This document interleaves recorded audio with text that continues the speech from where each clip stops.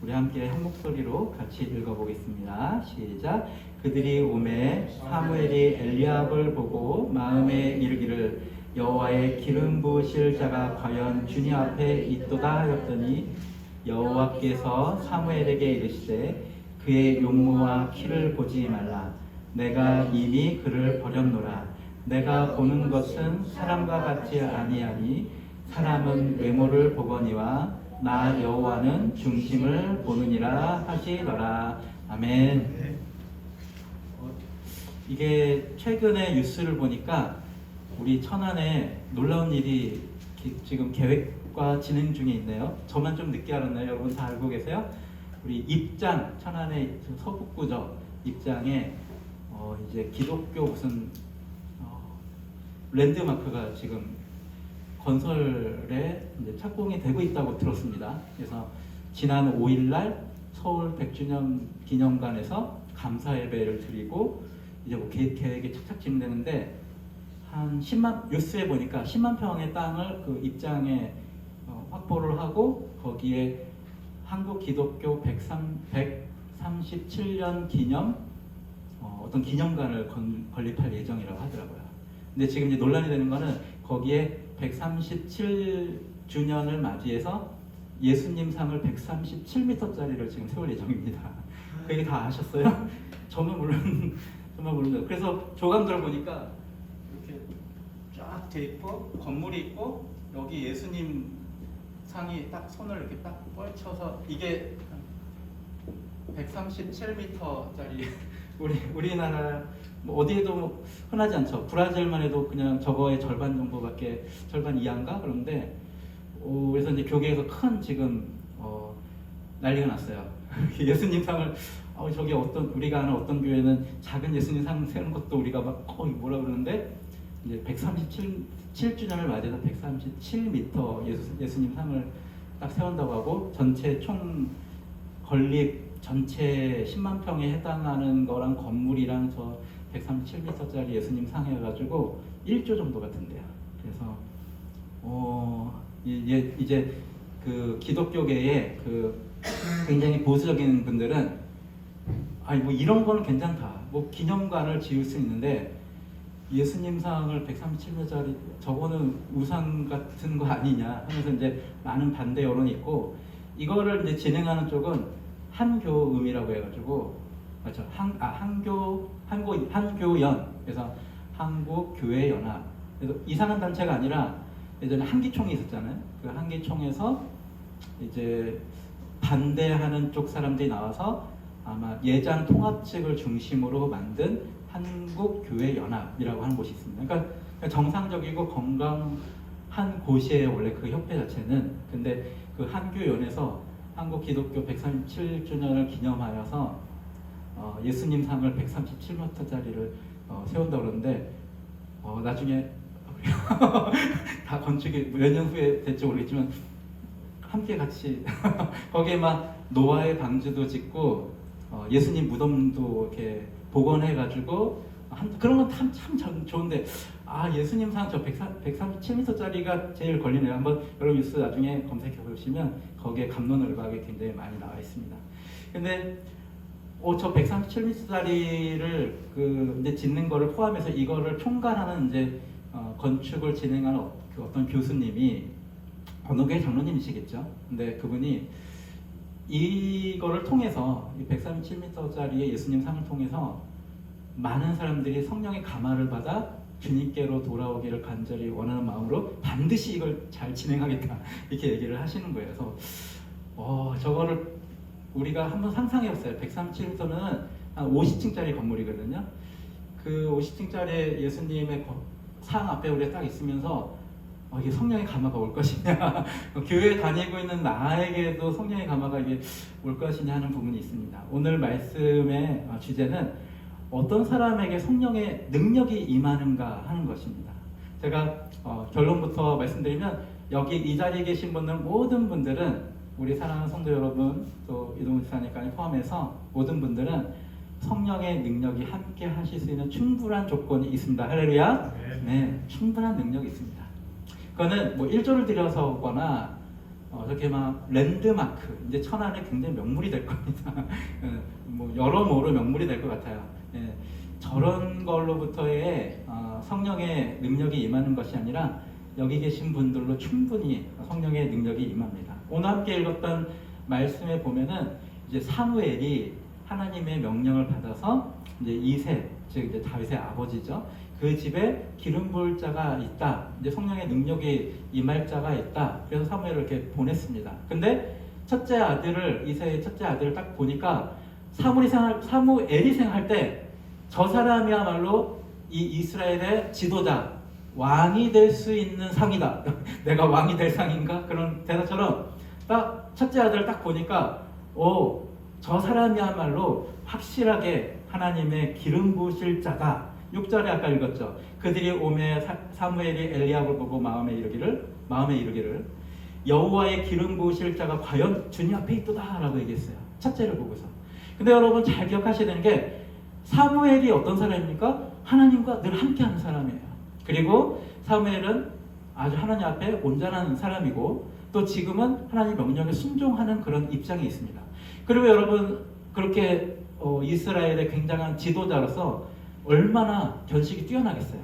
사람 보는 눈이 뛰어나지 않겠습니까? 여기 우리 지사님들, 권사님, 장로님들은 오랜 세월 동안 여러 사람들 만나면서 사업도 하시고 여러 가지 하셨기 때문에 딱 교회에서 이런 말이 좀 그렇게 하지만 어떤 목사님도 그런 말씀하시더라고요. 관상은 과학이다 이렇게 얘기를 하시기도 하는데 그거는 어떻게 미신이라기보다는 저 사람이 어떻게 살아왔는지가 얼굴에 나타나 있다고 하잖아요. 근데 사무엘이라고 하는 사람은 하나님의 사람인데 엘리압을 딱 첫째 아들을 딱 보고서 이 사람이야말로 하나님의 기름 부으심 받을 만한 사람이다라고 생각했다는 거예요.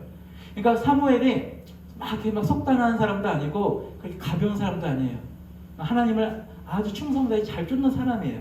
그런데도 사무엘 눈에는 다윗이 아니라 첫째 아들이 그렇게 보였다고 하는 거예요. 왜냐하면 사무엘 안에는 어떤 기준이 있어야냐면 지금 내가 기름을 붓는 이 사람은 왕이 될 사람으로 지금 하나님께서 나를 기름 붓는 사람으로 나에게 여기 부르심을 주셨다라고 생각하기 때문에 자기 기준에서 왕이라면 조금 이런 모양과 이런 태도와 이런 분위기가 그 사람에게 나야 되지 않을까 하는 사무엘의 기준이 있었던 거예요. 근데 그것이 틀렸겠습니까? 그렇지 않죠. 사무엘이라고 하는 이스라엘의 절대적인 지도자는 아주 좋은 식견을 가지고 있을 거예요. 그래, 저 정도 분위기와 저 정도 말투, 저 정도 외모, 저 정도의 체격 이러면 우리 이스라엘의 왕 될 만한 그런 사람이지. 근데 놀랍게도 그 사람은 하나님이 아니다라고 말씀하셨다는 거예요.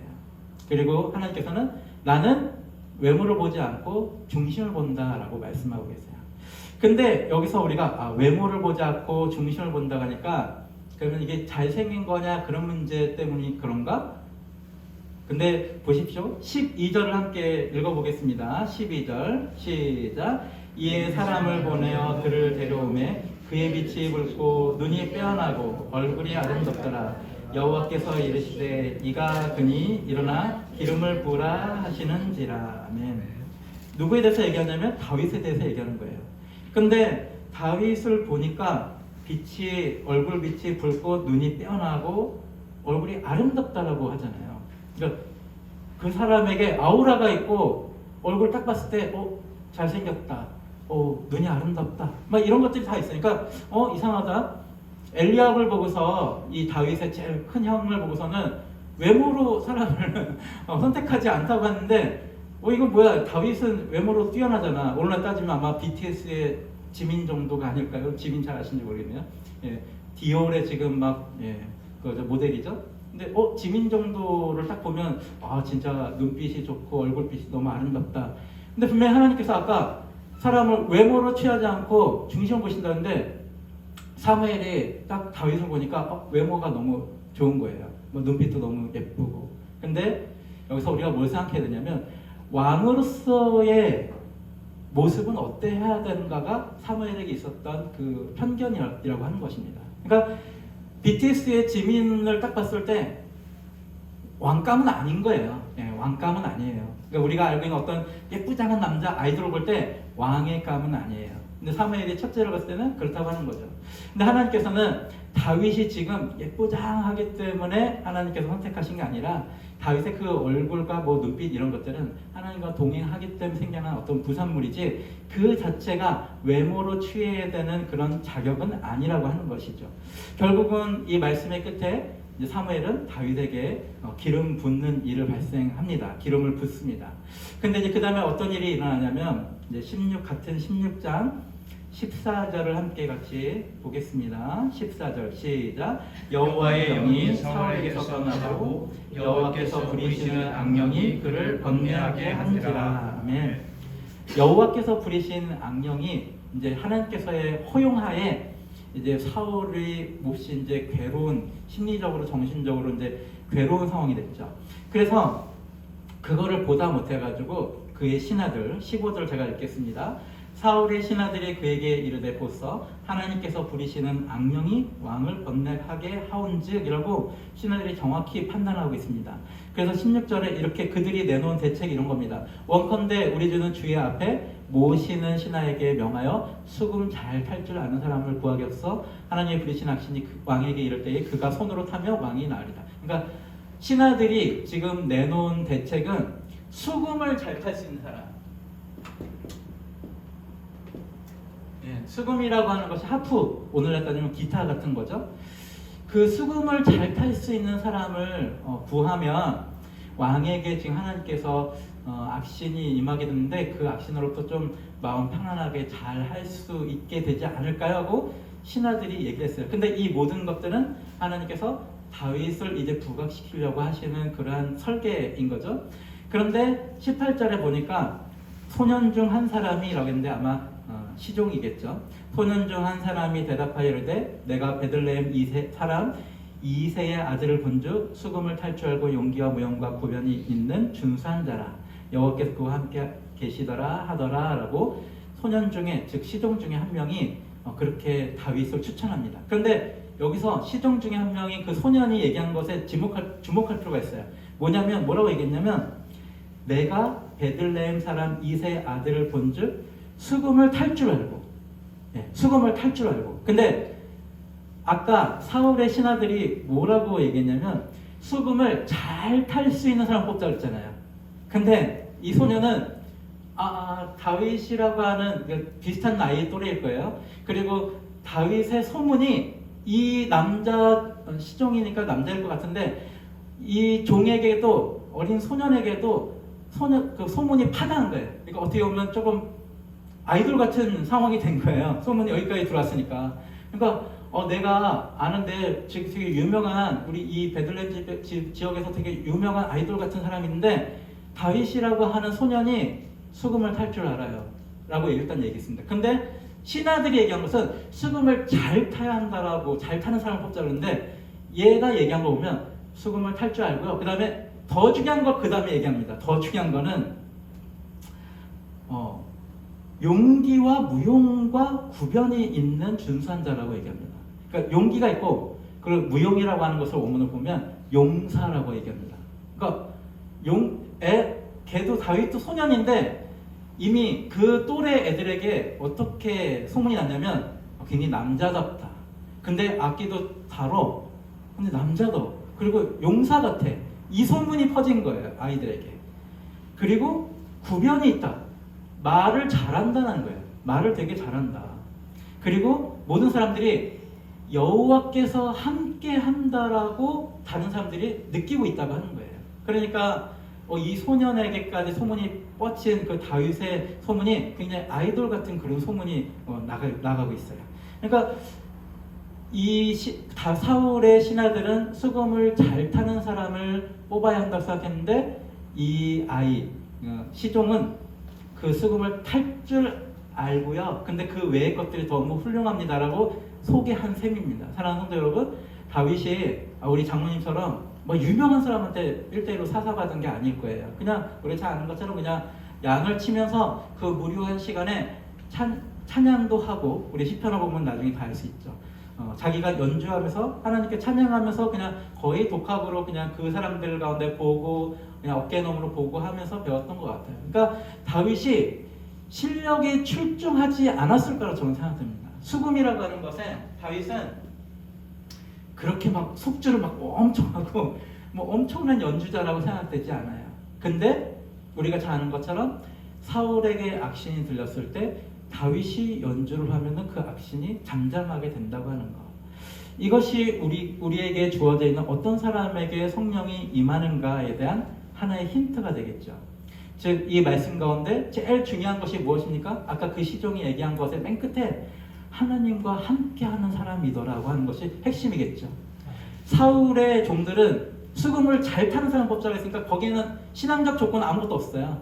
그냥 수금을 아름답게 하면은 사울 왕님께서의 그 정신적인 스트레스가 좀 풀릴 거다라고 하는 정도로 조언했는데, 이 시종은 오히려 다윗이라고 하는 아이는 수금도 탈 줄 알고 그냥 처음에 얘기했어요. 중요한 걸 맨 마지막에 놓는 게 이스라엘 풍속이잖아요. 중요한 걸 맨 마지막에 얘기한 게 수금을 탈 줄 알고요. 용기가 있고 용사 같고 말을 굉장히 잘하고 준수한데 하나님과 함께합니다. 이 마지막에 얘기한 게 이 시종이 이야기한 것의 가장 핵심인 거죠. 오늘 우리에게도 마찬가지일 겁니다. 어떤 사람에게 성령이 임하냐면 하나님과 함께하는 사람에게 성령이 임하는 것이죠. 다윗을 조금 살펴보면 국민적인 지도자인 사울이었을 때 아버지가 다윗을 부르지도 않았어요. 그리고 원래 양을 치는 것은 가장 천한 일이에요. 그래서 양을 쳐라 라고 하는 것을 다윗에게 맡겼다고 하는 것은 그 집에서 이게 귀염과 예쁨을 받는 막내가 아니라 오히려 천대받았다고 하는 것이에요. 그러니까 하나님의 성령이 임한다고 하는 것은 가정에서 곱게 자라가지고 막 꼭 그래야 되는 것은 아닙니다. 그리고 왜 다윗이 그 아버지와 형제들에게 미움받았는지 우리는 알지 못해요. 그렇지만 뭔가 아버지가 볼 때 마음에 안 드는 게 있어요. 그렇죠? 있으니까 그랬겠죠. 형들이 볼 때 형들이 다윗을 굉장히 천대하잖아요. 왜냐면 다윗이 나중에 내가 골리앗에게 나가서 싸우겠습니다 할 때 형들이 걱정하는 게 아니라 야, 교만한 자식아 이렇게 얘기해요. 교만한 자식아. 그러니까 야, 네가 어린데 어떻게 골리앗하고 싸워서 이기겠냐. 걱정이 아니라 교만한 자식아. 가서 양이나 쳐. 조용히 해. 섞어져. 여기가 놀이터인 줄 알아? 천대를 해요. 그러니까 우리가 알고 있는 다윗은 왜 이런 사람이 됐을까? 보통 그냥 아버지와 어머니에게 인정받고 그리고 형제들에게도 원만한 사람이었으면 다윗은 그렇게 어렸을 때 이렇게 잘 가정에 좋은 양육과 가르침을 받아서 됐더니 정말 성령이 임하셔서 왕이 이런 코스가 아니에요. 다윗은 가족들로부터 철저하게 외면받았어요. 인정받지 못했다는 거예요. 즉 꼭 그래야 한다는 게 아니라 그래야지만 성령의 능력이 임할 수 있는 조건이 완성된다는 게 아니라 때로는 세상 사람들로부터 인정 못 받을 수도 있다고 하는 겁니다. 그러니까 성령의 능력을 받는 사람이 항상 지인들과 세상 사람들로부터 너 정말 하나님의 큰 일꾼이 될 거라고 인정받는 사람이 아닐 수도 있다고 하는 것입니다. 그러니 어떤 사람들을 볼 때 그 사람이 가족에게도 인정받지 못하고 어떤 세상 사람들에게 인정받지 못한다고 해서 저 사람 하나님 쓰지 않을 거야. 저 사람에게 성령이 임하지 않을 거야. 그렇게 보면 안 된다는 거예요. 사무엘조차도 다윗이 아니라 첫째가 하나님께서 세우실 왕이다라고 보았는데 사무엘조차도 지도자조차도 그렇게 처음에 보지 않았다고 하는 것이에요. 아예 만나지도 못했지만. 사랑하는 여러분, 여러분들 가운데 혹시 사람이 나를 인정하지 못하고 인정하지 않고 내가 어렸을 때부터 자라올 때부터 누가 나에게 권면과 막 격려와 칭찬하지 않았어도 그것은 나에게 성령의 능력이 임하는 것에 아무런 조건이 되지 않습니다. 오직 지금 내가 하나님과 함께하고 있느냐가 가장 중요하다고 하는 것입니다. 그리고 이제 마지막으로 하나 더 어쩌면 이 마지막으로 얘기하는 것이 가장 중요하죠. 아까 시중도 마지막에 얘기하는 게 제일 중요한데 가장 중요한 것은 이겁니다. 우리가 여러분 여기 계신 분들 다 예수님과 동행하기를 소원하고 예수님과 동행하려고 발버둥치고 노력하시는 거 압니다. 근데 우리에게 하나 더 있어야 될 것이 무엇이냐면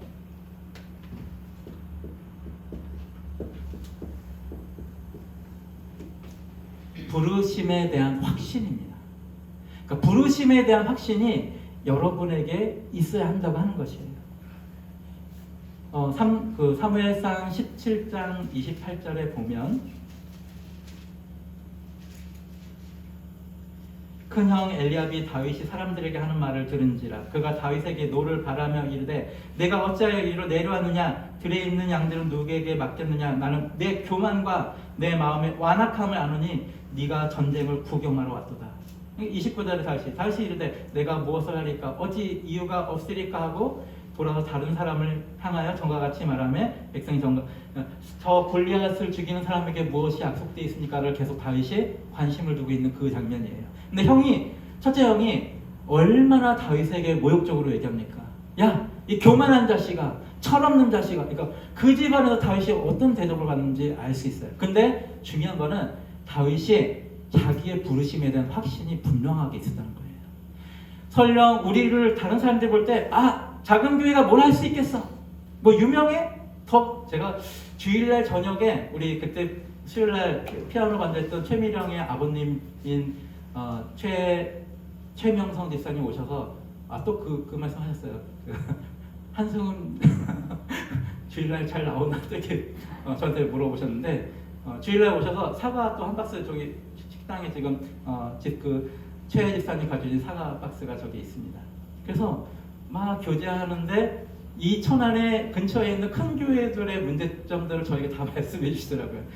요 산 넘어가면 저 천안시청 근처에 있는 또 큰 교회가 있는데 거기는 또 땅을 이렇게 샀는데 그게 갑자기 시청이 들어오면서 100억대로 땅이 굉장히 막 가치가 높아지면서 원래 목사님이 쫓겨날 상황에서 목사님이 안 쫓겨나고 내가 다시 교회 지키겠다 해서 또 분쟁이 일어난 얘기랑 막 여기저기 얘기를 막 그래서 그 얘기를 들으면서 우리 교회 가운데 놓고 주변에 있는 교회들이 왜 이렇게 큰 교회들이 왜 이렇게 문제가 많지? 그럼 한편은 다행이다라고 생각하면서도 이게 참 우리 주변에 있는 큰 교회들이 좀 어렵구나 이런 생각이 들었습니다. 근데 우리 교회를 볼 때 그 작은 교회가 뭘 할 수 있겠어? 라고 할지도 모르겠고 뭐 자기네끼리 예배 잘 드리라고 하지 이런 사람들의 이런 인정하지 않는 이런 것들이 있을 수 있어요. 근데 다 우리에게 상관없습니다. 우리 교회 성령의 능력이 임할 수 있는 것은 첫 번째 우리가 주님과 함께 하려고 노력한다고 하는 거.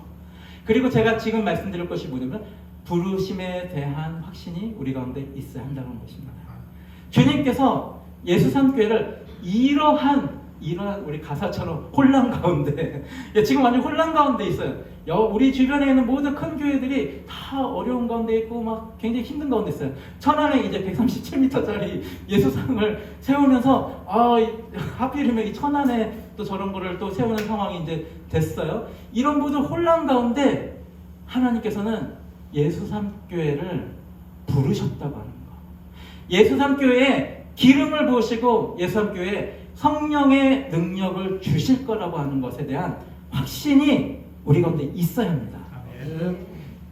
확신이 우리 가운데 있을 때 성령의 능력이 일하시는 거예요. 아까 우리가 마지막 찬양했던 그 찬양을 이따가 다시 한번 부를 건데 나에게 시선이 모아져 있어서 나는 능력이 없어. 부족해. 우리 이동훈 여사님 같은 경우는 이제서야 우리가 중고등학교 때 함께 막 기도를 2-3시간씩 교회에서 찬양팀 만들어서 막 기도했는데 이제 애 셋 다 키우고 내가 이제 50 넘어가지고 이제 찬양 사역을 하고 나 목소리도 잘 안 나오고 상관없는 거죠. 그런 거랑 상관없는 거예요. 우리가 그때 중고등학교 때 기도했던 거 대학생 때까지 우리 함께 같이 우리가 그때 한 10명 정도, 많으면 10명, 적으면 4명이 항상 기도를 했는데 매주 그 사람들의 기도가 이제 몇십 년 지난 다음에 지금 이루어져도 맞는 거예요. 모세에게 하나님께서 어떻게 하셨습니까? 그 때가 지나면 이제 하나님께서 사용하실 때가 온 거거든요. 내가 뭐가 부족해서는 하나님께서 성령의 능력을 주실 것에 대한 그 가부의 아무런 조건에 해당하지 않는다는 거예요. 누가 나를 외모적으로 볼 때에도, 누가 나의 실력적인 것을 볼 때에도 그것은 성령의 능력이 함께하는 것에 아무런 조건이 되지 않아요. 오로지 딱 2가지죠. 내가 지금 예수님께 붙어 있으려고 하는 것이냐. 그리고 나에게 주님께서 부르셨다고 하는 그 부르심에 대한 확신. 그 부르심의 확신이 있어요.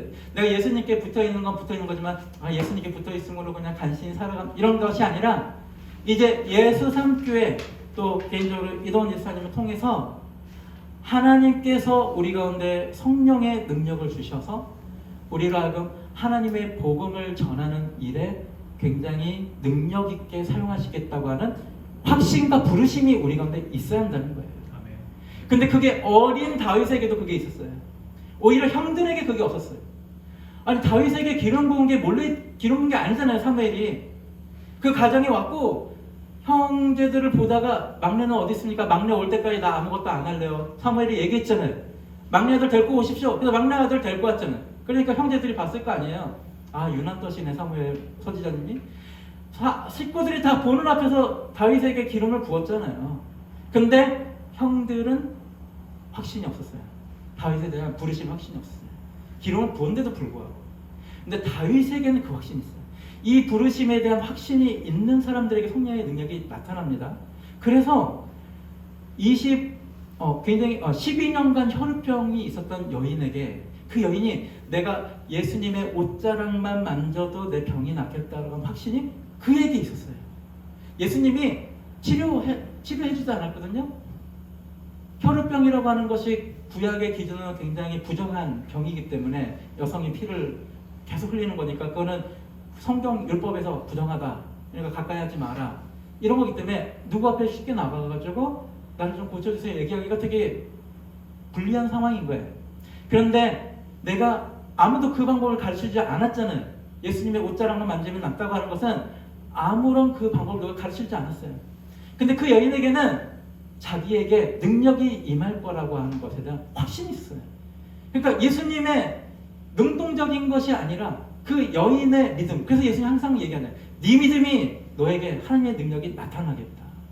여러분 그냥 긍정 회로를 돌리자고 말씀드린 게 아니에요. 여기 계신 모든 분들에게 한 번 한 번에 나에게 성령의 능력이 임할 수 있는 사람이다라고 확신을 가지십시오. 어린 다윗이 철없이 가진 것처럼 여러분 어린아이와 같이 되지 않으면 총에 들어갈 수 없다고 하는 것을 여기서 전 적용하고 싶습니다. 여러분들에게 성령의 능력이 나에게 임할 것이다. 그리고 성령의 능력이 우리 예수님교회에 임할 것이다. 이거를 철없이 너 그런 생각을 갖냐라고 누가 얘기할지라도 가지세요. 큰 형이 다윗에게 얘기한 거잖아요. 교만한 자식아, 철없는 자식아, 전쟁터가 놀이터야? 우리 예수님교회 주변의 사람이 우리 예수님교회에게 어쩌면 그렇게 얘기할지 모르는데 그냥 다윗이 얘기한 것처럼 그냥 귀뚱으로 쳐버리세요. 우리 예수님교회는 우리가 예수님과 동행하려고 노력하고 또 예수님께를 특별히 세우신 하나님의 뜻 때문에 우리 욕심 때문이 아니라 하나님의 기뻐하시는 뜻 때문에 성령의 능력이 우리 예수님 가운데 있을 거야. 함께 할 거야. 그 마음을 여러분들에게 여러분 스스로가 당돌하게 그걸 가지시기 바랍니다. 그리고 또 하나는 가나 혼인잔치에서 또 어머니가 그런 믿음을 가졌죠. 어머니께서 예수님이 내가 아직 때가 아니다. 주일날 얘기했죠. 내가 때가 아닙니다라고 예수님 어머니에게 얘기했지만 예수님 어머니는 그것을 그냥 취하셨어요. 천국은 침노하는 자의 것이라고 했습니다. 예수님 어머니는 그걸 취했어요. 그래서 예수가 얘기하는 대로 다 해라. 분명히 이 가나 혼인잔치에서 우리의 이 어려운 가운데 하나님께서 예수를 통해서 능력을 행하실 거야. 그래서 하나님의 영광이 나타나게 될 거야 라고 하는 것을 예수님의 어머니 마리아가 품었다는 거예요. 우리가 그러지 못할 이유가 하나도 없습니다. 여기 계신 분은 특별히 여기 주변에 있는 모든 교회들에게 어려움을 빠지고 그들 교회 가운데 있는 그 어려움들에서 우리는 그런 교회가 되지 않겠다라고 작정하고 어려운 가운데도 우리가 교회를 이루어가고 있는 여러분에게 하나님의 성령의 능력이 임하지 못할 거는 절대로 그러지 않아요. 오히려 저렇게 잘못 가는데도 그 가운데 은혜가 있잖아요. 그 가운데서도 하나님을 만나는 사람들이 있단 말이에요. 그건 우리가 부정하면 안 되죠. 그 가운데도 하나님의 성령의 능력이 그런 교회 가운데도 일어나는 것은 분명합니다. 저도 어렸을 때 우리가 함께 기도했던 그 교회가 영등포에 있던 그 교회가 정말 설교 시간에 말씀을 써야 될 정도로 굉장히 좀 그랬어요. 거기는 모든 젊은 신앙인들이 조금 다 괴로웠어요. 그래도 내가 여기 어렸을 때 다녔으니까 계속 다닌다 이런 마음으로 그 교회를 그냥 다녔던 것이거든요. 그런데도 거기 가운데 하나님께서 놀랍게 역사하셔서 많은 또 목회자들이 배출되어지고 또 오늘 저 같은 사람들도 그 교회 출신으로 이렇게 하고 있는 거 아니겠습니까? 그러니까 하나님께서는 우리 예수님께는 더 두말할 건 없는 거예요. 더 예수님께는 성령의 능력이 함께 할 수 있다고 하는 겁니다.